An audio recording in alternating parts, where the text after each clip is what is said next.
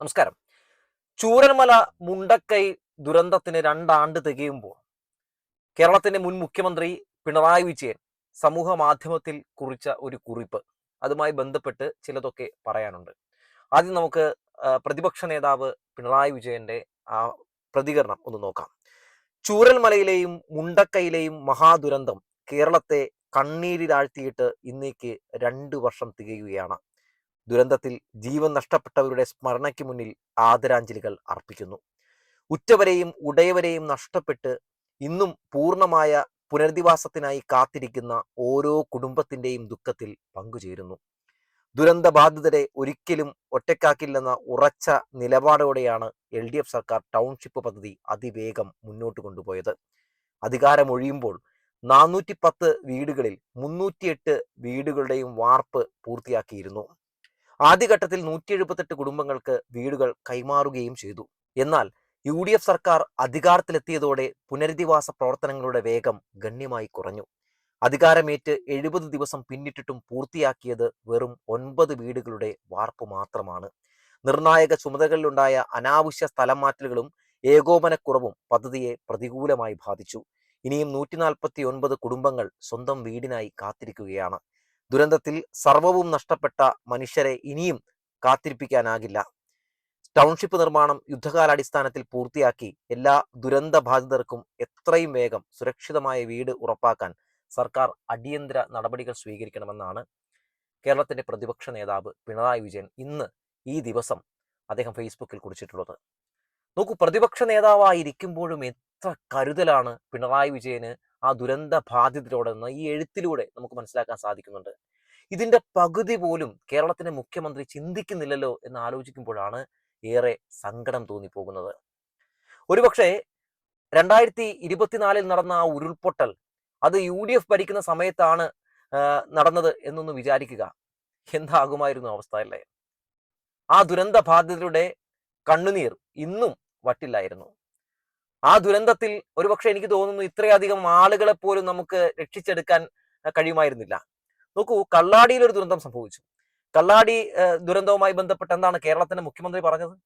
അത് ആരുടെ അനാസ്ഥയാണെന്നാണ് പറഞ്ഞത്? അത് ഞങ്ങളുടെ അനാസ്ഥയല്ല എന്നുള്ളതാണ്. മണ്ണ് മൊത്തത്തിൽ അങ്ങ് ഒഴുകി വന്നുണ്ടായ ഒരു ഒരു ഭയങ്കരമായിട്ടുള്ള അപകടമാണ്. ആ ദുരന്തത്തിന് കാരണം കമ്പനിയാണ് എന്ന രീതിയിൽ പറയുന്ന സാഹചര്യം കണ്ടു. കമ്പനി പറയുന്നത് സർക്കാരാണെന്ന് പറയുന്ന സാഹചര്യം കണ്ടു. അപ്പോൾ നമ്മൾ കള്ളാടിയിൽ കണ്ടത് ഒരു ദുരന്തം ഉണ്ടാകുമ്പോൾ അതിൽ നിന്ന് എങ്ങനെ തന്ത്രപരമായി രക്ഷപ്പെടാം, എങ്ങനെ ആ വിഷയങ്ങളിൽ നിന്നൊക്കെ തലയൂരാം എന്ന് കാണിച്ചു തരുന്ന ഒരു സർക്കാരിനെയാണ് നമ്മൾ അവിടെ കണ്ടത്. സതീശനിലൂടെ നമ്മൾ കണ്ടത് അങ്ങനെയാണ് അല്ലെ? അത് സർക്കാരിന്റെ പൂർണ്ണമായ അനാസ്ഥ മൂലം സംഭവിച്ച ഒരു ദുരന്തമാണെന്ന് അരിയാഹാരം കഴിക്കുന്ന എല്ലാവർക്കും അറിയാവുന്ന ഒരു കാര്യമാണ്. പക്ഷെ ഇവിടെ നോക്കൂ, ഇവിടെ 2024 ചൂരൽമല മുണ്ടക്കൈയിൽ ഉരുൾപൊട്ടൽ സംഭവിക്കുമ്പോൾ പിണറായി വിജയൻ എപ്പോഴെങ്കിലും വന്നിട്ട് ഈ ദുരന്തത്തിന് കാരണം ആ പുഴയാണ്, മുണ്ടക്കൈ പുഴയാണ് എന്ന് പറഞ്ഞോ? ഇല്ല. മറിച്ച് എന്താണ് അദ്ദേഹം ചെയ്തത്? ആ ദുരന്തം സംഭവിച്ചു വിത്തിൻ സെക്കൻഡ് ആ വിഷയത്തിൽ ഇടപെട്ട് രക്ഷാപ്രവർത്തനങ്ങൾ ഏകോപിപ്പിച്ചു അല്ലെ? കേന്ദ്രത്തെ വിളിച്ചു പറഞ്ഞ് കേന്ദ്രസേന എത്തുന്നതിന് മുമ്പ് തന്നെ കേരളത്തിന്റെ സേനയെ ഉപയോഗിച്ചുകൊണ്ട് അദ്ദേഹം രക്ഷാപ്രവർത്തനങ്ങൾ ആരംഭിച്ചു. DYFIക്കാരും SFIക്കാരും ഈ നാട്ടിലെ സകലമാന ജനങ്ങൾ മുഴുവൻ ഒറ്റക്കെട്ടായി മുഖ്യമന്ത്രിയുടെ വാക്ക് കേട്ട് ഈ പറയുന്ന ദുരന്ത മേഖലയിലേക്ക് എത്തി അല്ലെ? നമ്മൾ കണ്ടതാണത്. എന്നാൽ സതീശനും സംഘവും യൂത്ത് കോൺഗ്രസും ഒക്കെ വന്നപ്പോൾ എന്താണ് നമ്മൾ കണ്ടത്? ആ വിഷയത്തിൽ രാഷ്ട്രീയം കളിക്കുന്ന, ഏറ്റവും മോശപ്പെട്ട രാഷ്ട്രീയം കളിക്കുന്ന ഒരു കാഴ്ചയാണ് ഇവരിലൂടെ നമ്മൾ കണ്ടത് അല്ലെ? നോക്കൂ, ഈ വിഷയവുമായി ബന്ധപ്പെട്ടുകൊണ്ട്, ഈ വയനാട് ദുരന്തവുമായി ബന്ധപ്പെട്ടുകൊണ്ട് നമ്മൾ മനസ്സിലാക്കേണ്ട ചില കാര്യങ്ങൾ കൂടി നമ്മുടെ മുമ്പിലുണ്ട് എന്നുള്ളതാണ്.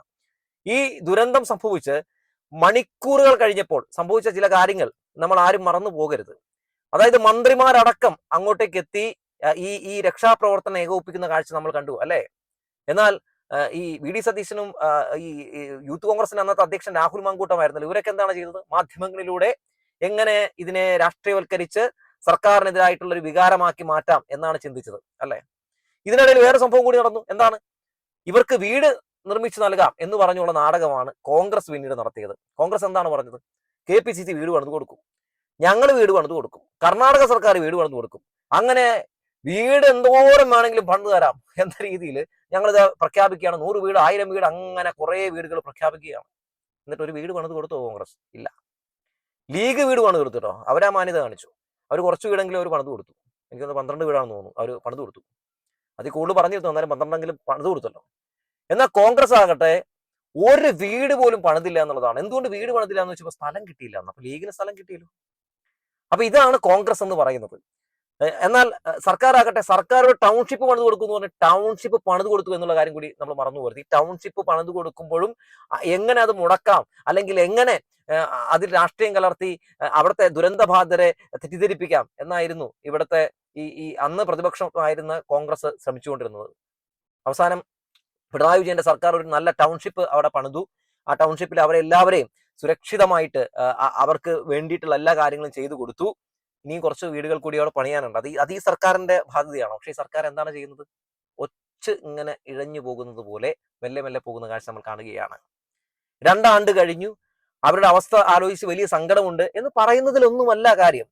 അവർക്ക് വേണ്ടി എന്ത് ചെയ്തു കൊടുക്കാൻ കഴിഞ്ഞു ഒരു ഗവൺമെന്റിന് എന്നതാണ് പ്രധാനപ്പെട്ട ചോദ്യം. നിങ്ങൾക്ക് എന്ത് ചെയ്യാൻ കഴിഞ്ഞു? ഇതിനു മുമ്പുണ്ടായിരുന്ന സർക്കാർ എന്ത് ചെയ്തു? ഇതാണ് ജനങ്ങൾ വിലയിരുത്തുന്നത്. നോക്കൂ, ഇന്നും നമുക്ക് അവരെ പൂർണ്ണമായും ഒന്ന് ആ ദുരന്ത ബാധിതരായിട്ടുള്ള ആളുകളെ പുനരധിവസിപ്പിച്ച് അവരെ ഒരു ശരിയായ ദിശയിലേക്ക് കൊണ്ടുവരാൻ നമുക്ക് കഴിഞ്ഞിട്ടില്ല. അവർ ഇന്നും സത്യം പറഞ്ഞിട്ടുണ്ടെങ്കിൽ ദുരന്ത ബാധിതർ തന്നെയാണ്, ഒരു രീതി അല്ലെങ്കിൽ മറ്റൊരു രീതിയിൽ, അല്ലെ?